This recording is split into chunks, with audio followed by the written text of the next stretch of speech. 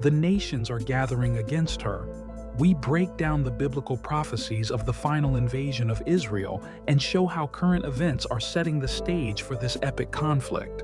From the moment of its miraculous rebirth in 1948, the nation of Israel has been surrounded by enemies who seek its destruction. It has been in a near constant state of war and conflict. But the Bible prophesies that a final, massive, multinational invasion of Israel is still to come. This is not just another border skirmish or a limited war. The prophets describe a time when the armies of the world will gather against this tiny nation for a final, apocalyptic showdown. This prophesied invasion is one of the clearest and most repeated signs of the end of the age. As we look at the geopolitical landscape of the Middle East today, we can see the storm clouds of this final conflict gathering on the horizon. The nations are taking their positions, the alliances are being formed, and the stage is being set for the fulfillment of these ancient prophecies. The first and most detailed prophecy of this invasion is the Gog-Magog War of Ezekiel 38 and 39. As we have discussed, this is a Russian-led coalition, including Iran, Turkey, and other nations, that will sweep down on Israel from the north. The prophet describes their motive as coming to capture spoil and to seize plunder. The recent discovery of massive natural gas reserves off Israel's coast provides a clear and compelling modern-day motive for such an invasion. The current military alliance between Russia, Iran, and Turkey, and their joint presence on Israel's northern border in Syria, is the literal, real-time fulfillment of the preliminary stages of this prophecy. We are the first generation to see this specific confederacy of nations in place. The distant sound of Russian jets flying over Syrian airspace is a prophetic drumbeat announcing the approach of the Northern Army. But Ezekiel's prophecy is not the only one. The prophet Zechariah, in chapter 12, gives another, perhaps even more comprehensive, prophecy of a final siege against Israel's capital. He records God's word, saying, "I am going to make Jerusalem a cup that sends all the surrounding peoples reeling." On that day, when all the nations of the earth are gathered against her, I will make Jerusalem an immovable rock for all the nations. All who try to move it will injure themselves. This prophecy foretells a time when the entire world will be obsessed with the city of Jerusalem. We see this today. Jerusalem is the epicenter of global conflict. The United Nations has passed countless resolutions condemning Israel's presence in the city. The struggle for control of Jerusalem is the single most intractable issue in international politics.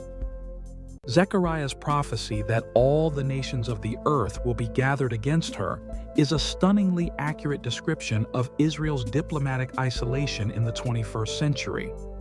The prophet Joel also speaks of this final gathering of nations. In Joel chapter 3, God declares, "I will gather all nations and bring them down to the valley of Jehoshaphat. There I will put them on trial for what they did to my inheritance, my people Israel." The valley of Jehoshaphat is believed to be the Kidron Valley, located between the Temple Mount and the Mount of Olives.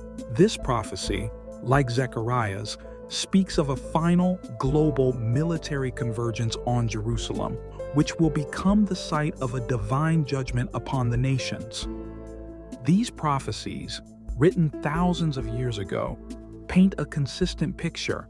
The end of the age will be marked by a final global attempt to destroy the nation of Israel, with the city of Jerusalem as its focal point.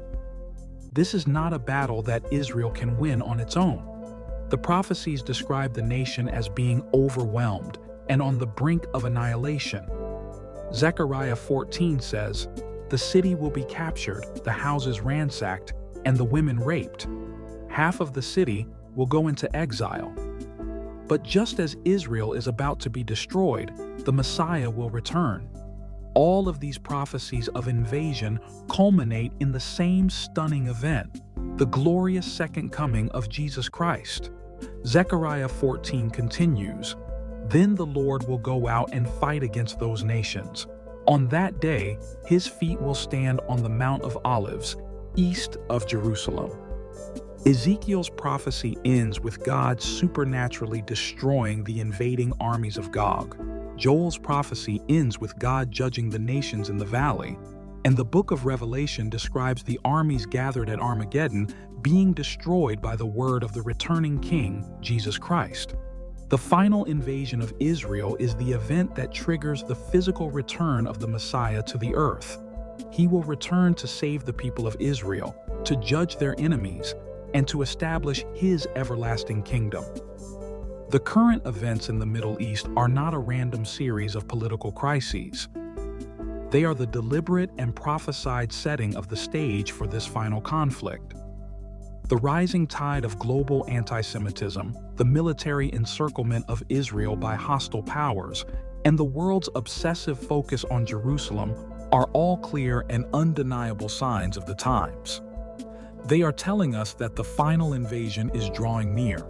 We must watch these events not with fear, but with faith and anticipation. They are the birth pangs that will precede the birth of a new age. The prophesied invasion of Israel will be the darkest hour before the dawn of the Messiah's glorious reign. If you need to understand how the current conflicts in the Middle East are setting the stage for the final prophetic war, subscribe to our channel. The headlines have never been more prophetic.